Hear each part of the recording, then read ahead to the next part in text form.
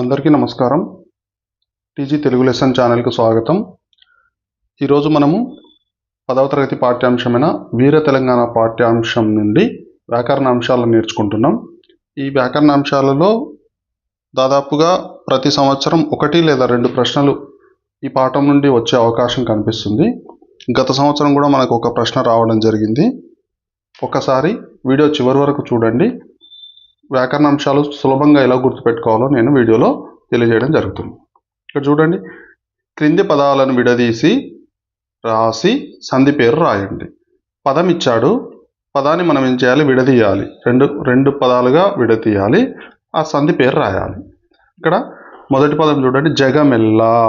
ఇక్కడ జగమెల్లా అని ఉంది. ఎప్పుడైనా సంధి పదాన్ని విడదీసేటప్పుడు విడదీసిన 2 పదాలకు కూడా అర్థం వచ్చేటట్లుగా మనం విడదీయాలి. అంటే జగ ప్లస్ మెల్ల అని విడదీస్తే జగ అనే పదానికి అర్థం ఉండదు, మెల్ల అనే పదానికి అర్థం ఉండదు. 2 పదాలకు అర్థం రావాలి. అర్థవంతమైన 2 పదాల కలయికనే సంధి అవుతుంది. కాబట్టి అర్థం వచ్చేటట్టు విడదీయాలి. ఇక్కడ చూడండి, జగము ప్లస్ ఎల్లా.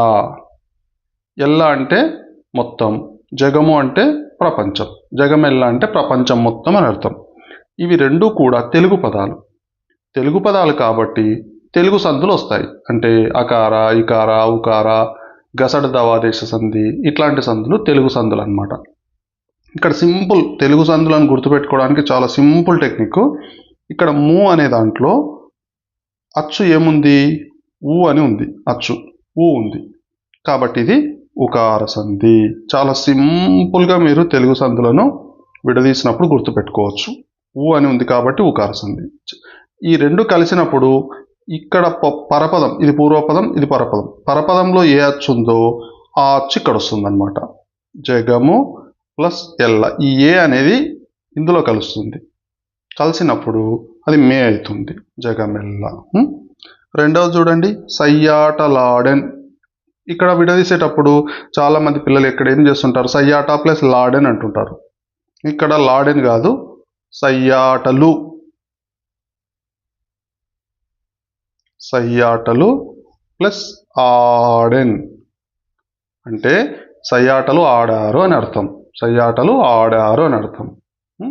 విడదీసేటప్పుడు 2 పదాలకు అర్థం వచ్చే విధంగా విడదీయాలి. ఇక్కడ చూడండి, సయ్యాటోలు అనేది తెలుగు పదం, ఆడెన్ అనేది తెలుగు పదం.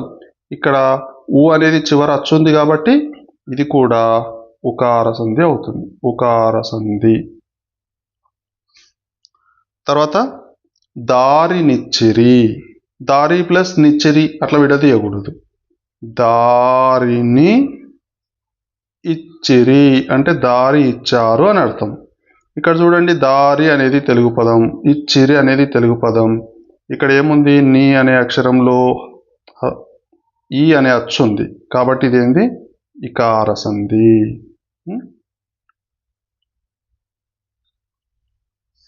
ధరాతలమెల్ల.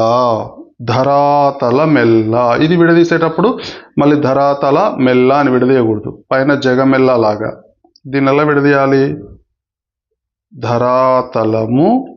ధరాతలము అంటే భూమి, ఎల్లా అంటే మొత్తం. ఇక్కడ ఉంది కదా, ఇక్కడ ము అనే అక్షరంలో ఏముంది? ఊ అనే అచ్చు ఉంది, సేమ్ పై దానిలాగానే. కాబట్టి ఇది ఏ సంధి అవుతుంది? ఉకార సంధి అవుతుంది. తర్వాత దిశాంచలము. దిశాంచలము విడదీస్తే ఎట్లా విడదీయాలి? దిశ ప్లస్ అంచలము. ఇక్కడ షా అనేది, ఇక్కడ ఆ ఉంది. ఈ 2 కలిస్తే ఏమైంది? దీర్ఘం వచ్చింది. దిశ అనేది సంస్కృత పదం. ఇవి సంస్కృత సంధులు అవుతాయి. ఇక్కడ షా అనే అక్షరంలో ఉన్న ఆ అంటే అచ్చు, అంటే పూర్వపదంలో ఉన్న చివరి అచ్చు, పరపదంలో ఉన్న మొదటి అచ్చు, ఈ 2 కలిసినప్పుడు సవర్ణాలు అంటే ఒకే రకమైన అక్షరాలు, అచ్చులు కలిసి ఏమైంది? దీర్ఘం వచ్చింది. సవర్ణాలు కలిసే దీర్ఘం వస్తే దాన్ని ఏమంటారు? సవర్ణ దీర్ఘ సంధి అంటారు. సవర్ణ దీర్ఘ సంధి అంటారు. అంటే సవర్ణాలు, ఒకే రకమైన వర్ణాలు అచ్చులు కలిసి దీర్ఘం వస్తుంది. నెక్స్ట్ చూడండి ఇక్కడ శ్రావణాభ్రము, దీన్ని విడదీస్తే శ్రావణ ప్లస్ అభ్రము. ఇక్కడ శ్రావణలో అకారం ఉంది, ఆలో అకారం ఉంది. ఈ రెండు ఒకే రకమైన వర్ణాలు, సవర్ణాలు కలిసినప్పుడు దీర్ఘం వచ్చింది కాబట్టి ఇది సవర్ణ దీర్ఘ సంధి. మేనత్త, దీన్ని విడదీసినప్పుడు మేనత్త ఇలా విడదీయకూడదు. మేనత్త, ఏప్రిల్ నత్త, మార్చి నత్తలు ఉండరు. మేనత్త అంటే విడదీసినప్పుడు మేన ప్లస్ అత్త, అంటే నాన్న వాళ్ళ చెల్లెలు కానీ అక్క కానీ మేనత్త అవుతుందన్నమాట. ఏ సంధి ఇది? ఇక్కడ ఆ ఉంది, ఇందులో ఆ ఉంది, ఇక్కడ ఆ ఉంది, కలిసినప్పుడు ఆనే వచ్చింది, దీర్ఘం రాలేదు కాబట్టి ఇది అకార సంధి. ఇవి ఈ పాఠ్యాంశంలోని సంధులు. 1కి 2 సార్లు చదువుకోవాలి, చదువుకుంటే గుర్తుంటాయి. నెక్స్ట్ చూడండి, కింది పదాలకు విగ్రహవాక్యాలు రాసి సమాసం పేరు రాయండి. విగ్రహవాక్యం రాయాలి, సమాసం పేరు రాయాలి. ఇక్కడ ఉన్న పదానికి ఏం చేయాలి? విగ్రహవాక్యం రాయాలి. విగ్రహవాక్యం అంటే ఈ పదాన్ని విడదీయాలి. విడదీయాలంటే ప్లస్ అని విడదీయకూడదు. దీన్ని ఈ 2 పదాల మధ్యలో సరి అయినటువంటి పదాన్ని ఉంచి పూర్తి అర్థం వచ్చే విధంగా విడదీయాలన్నమాట. దాన్ని విగ్రహవాక్యం అంటాం. కాకతీయుల కంచుగంట, ఏమవుతుంది అది? ఎవరిది ఇది? కాకతీయులది. కంచుగంట ఎవరిది?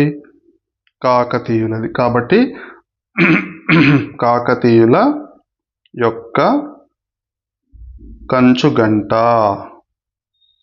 యొక్క అని వచ్చింది కదా, ఏ విభక్తి ప్రత్యయం యొక్క మనం నేర్చుకున్నాం, 6వ తరగతిలో ఉంటుంది ఇది.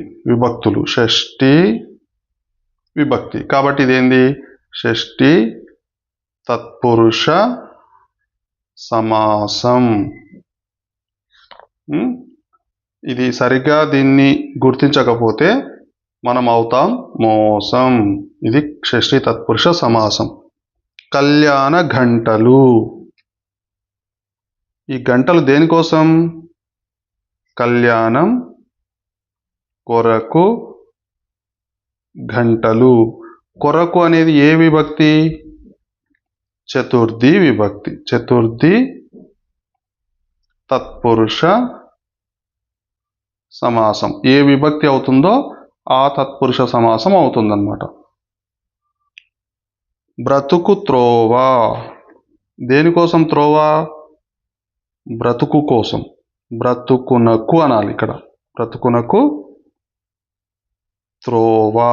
కు వచ్చింది కదా, కిన్ కున్ యొక్క లోపల. ఏ సమాసం ఇది? షష్ఠి తత్పురుష సమాసం. మహారవము, ఈ రవం, రవం అంటే శబ్దం. ఈ శబ్దం ఎలా ఉందంట? మహా ఉందంట. మహా అంటే గొప్పగా. మహా అయిన రవము. రవం అంటే శబ్దం, మహా అంటే గొప్పగా. గొప్పగా అనేది ఏంది? విశేషణం. విశేషణము ఏ పదంలో ఉంది? మొదటి పదమా రెండవ పదమా? మొదటి పదం అంటే పూర్వపదం. పూర్వ పదం. ఒక విశేషణము ఒక నామవాచకం ఈ రెండు కలిస్తే దాన్ని ఏమంటారు? కర్మధారయ సమాసం అంటారు. విశేషణ పూర్వపద కర్మధారయ సమాసం. వికార దంష్ట్రలు. వికార అంటే ఆ దంష్ట్రలు అంటే కూరపళ్ళు. అవి ఎట్లా ఉన్నాయంట? వికారంగా ఉన్నాయంట. వికారం అనేది ఏంది? విశేషణం. అంటే దాని లక్షణాన్ని చెప్తుండు, స్వభావాన్ని. అవి వికారంగా ఉన్నాయి. సేమ్ ఇది కూడా ఏంది? విశేషణం పూర్వపదంలో ఉంది కాబట్టి విశేషణ పూర్వపద కర్మధారయ సమాసం. తర్వాత కాంతి వార్ధులు. వార్ధి అంటే ఏంది? సముద్రం. కాంతి అంటే కాంతి, వెలుగు. ఈ సముద్రం కాంతి అనేది వార్ధులు. అనేది వచ్చింది అనుకోండి, అనే కాంతి అనే వార్ధులు, కాంతి అనేది. ఈ అనేది కానీ అనే పదం వస్తే అదేంటంటే రూపక సమాసం. గుడ్డి గుర్తు మీరు అనేది అని పెట్టుకుంటే అది రూపక సమాసం అవుతుంది. తెలంగాణ రాష్ట్రం, సింపుల్. తెలంగాణ అనేది పేరు. తెలంగాణ అనే పేరు గల రాష్ట్రం. పేరు వచ్చిందంటే అదేంది? సంభావన. సంభావన పేరు ముందుంది కదా, పూర్వపదంలో ఉంది కదా, కాబట్టి పూర్వపద కర్మధారయ సమాసం. సంభావన పూర్వపద కర్మధారయ సమాసం. మత పిశాచి. పిశాచి ఏందంట? ఇది మతం అనే పిశాచి. ఇందాక మనం అనుకున్నాం కదా, ఇక్కడ కాంతి అనేది వార్ధులు ఏ సమాసం? రూపక సమాసం. ఇక్కడ మతం అనే పిశాచి కూడా సేమ్ రూపక సమాసం అవుతుంది. ఇవి సమాసాలు, విగ్రహవాక్యాలు. తర్వాత ఇంకా మనకేముంది ఇక్కడ? చేకానుప్రాస అలంకారం ఉంది. కనిపిస్తుంది కదా, చేకానుప్రాస అలంకారం. ఓకే, చేకానుప్రాస అలంకారం అంటే ఏంటంటే, చూడండి ఇక్కడ ఈ వాక్యాన్ని పరిశీలించండి. నీటిలో పడిన తేలు తేలుతుందా? ఇక్కడ రెండు ఉన్నాయి, తేలు తేలు. తేలు అంటే ఒక జీవి. తేలుతుందా అంటే అది తేలుతుందా, ఫ్లోట్ అవుతుందా, తేలుతుందా అని అర్థం. అంటే రెండు ఒకే రకమైన పదాలు వెంటనే వచ్చాయి, కానీ అర్థాలు మాత్రం వేరే. ఈ వాక్యంలో తేలు తేలు అనే పదాలకు అర్థాలు వేరువేరుగా ఉన్నాయి. ఈ పదాలు వెంటనే కనిపిస్తుంది కదా, ప్రయోగించబడ్డాయి. హల్లుల జంట అర్థభేదంతో వెంటనే వాడబడితే దానిని చేకానుప్రాస అలంకారం అంటారు. హల్లుల జంట అర్థభేదంతో, భేదం అంటే వేరు ఉండాలన్నమాట, అర్థం వేరే ఉండాలి, వెంటనే ప్రయోగించాలి, దాన్ని చేకానుప్రాస అలంకారం అంటారు. ఇక్కడ చూడండి, హల్లుల జంట భేదంతో అవ్యవధానంగా వస్తే. అవ్యవధానం అంటే మధ్యలో వ్యవధానం లేకుండా, అంటే గ్యాప్ లేకుండా వెంటనే రావాలన్నమాట, చేకానుప్రాసం అంటారు. మరికొన్ని వాక్యాలు చూడండి. అరటి తొక్క రాదు. ఇక్కడ రెండు పదాలు, తొక్క అనే రెండు పదాలు వరుసగా వచ్చాయి. అరటి తొక్క అంటే అరటి తోలు, తొక్కరాదు అంటే తొక్కకూడదు అని, కాలుతో తొక్కరాదు అని. తొక్కితే ఏమవుతుంది? పడిపోతాం. నిప్పులో పడితే కాలు కాలుతుంది. కాలు అంటే లెగ్, మన అవయవం. కాలుతుంది అంటే ఫైర్ అన్నమాట, మనకు గాయాలవుతాయి. తమ్మునికి చెప్పు తెగిపోకుండా నడువుమని. చెప్పడం అంటే అతనికి మాట చెవిన వేయడం. చెప్పు తెగిపోకుండా నడవమని అంటే, చెప్పు అంటే ఇక్కడ కాలికి వేసుకునే చెప్పు. వెంటనే వచ్చాయి కాబట్టి ఇవన్నీ ఏంటివి? ఏ అలంకారం ఇది? చేకానుప్రాస అలంకారం. చేకానుప్రాస అలంకారం. చేక అంటే జంట అని అర్థం. చేక అంటే జంట, ఇది గుర్తుపెట్టుకోండి. ఈ జంట పదాలు వెంటనే వస్తే అది చేకానుప్రాస అలంకారం అవుతుంది. ఇట్లాంటివి పాఠంలో వెతకండి, కొన్ని సొంతంగా తయారు చేయండి. కొన్ని పాఠంలో వెతకమంటున్నాడు. పాఠంలో మనకి ఎక్కడ ఉంది? ఒక పదం ఉంది చూడండి, దొరుకుతుంది. ఎక్కడ దొరుకుతుంది? వీరుల్ అనే పదం ఉంది ఎక్కడో. ఇక్కడ చూడండి, ఇక్కడ వీరుల్ అని ఉంది. వీరు అంటే తెలంగాణ ప్రజలు, వీరులు అంటే గొప్పవారు, ధైర్యం కలిగిన వారు. ఇక్కడ వీరు అనేది పక్కనే ఉంది కాబట్టి ఇదేంటిది? మనకు చేకానుప్రాస అలంకారం అవుతుంది. ఒకటేంది? వీరులు. ఇది మనకు ఎక్కడ ఉంది? పుస్తకంలో ఉంది. ఇంకా బయటివి వచ్చేస్తే మనం బయటివి కూడా చెప్పుకోవచ్చు. మనం రోజు తెలంగాణ గేయం పాడతాం, జయ జయ హే అని. ఇవి కూడా రెండు పదాలు వెంటనే వచ్చాయి. వీరులు వెంటనే వచ్చాయి, అర్థం వేరే. ఇది జయ హేలో భాగం, జయ అనేది. ఇది జయ అంటే జయానికి సంబంధించినది, విజయానికి సంబంధించినది. ఇంకా మూడవది చూడండి, నీకు 100 వందనాలు. 100 అంటే 100, 100. వందనాలు అంటే నమస్కారాలు. నమస్కారాలలో భాగం ఇది 100 అనేది, ఇది 100. ఈ రెండు వేరువేరు అర్థాలు కానీ వెంటనే వచ్చాయి, అర్థం వేరువేరుగా ఉంది. తర్వాత నాలుగవది చూడండి, ఇంకా ఏం రాయొచ్చు, ఎర్ర కారం కారంగా ఉంది. ఇక్కడ చూడండి, కారం అంటే ఎర్ర కారం, ఎర్రనిది, ఎర్రగా ఉండే కారం.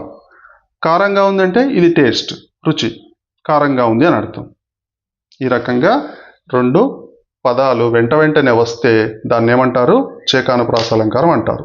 ఇందులో మీకు చేకానుప్రాస అలంకారం కానీ లేదంటే ఈ సంధి కానీ సమాసాలు కానీ తప్పనిసరిగా ఏదో ఒకటి మీకు పరీక్షలో వచ్చే అవకాశం ఉంది. కాబట్టి 1కి 2 సార్లు చదవండి. మీకు ఏమైనా డౌట్స్ ఉంటే కామెంట్ బాక్స్లో టైప్ చేయండి. మీకు ఎలాంటి వీడియోస్ కావాలో కూడా అడగండి. దయచేసి ఈ వీడియోను సబ్స్క్రైబ్ చేసుకోండి, ఇతరులకు షేర్ చేయండి. Thank you very much.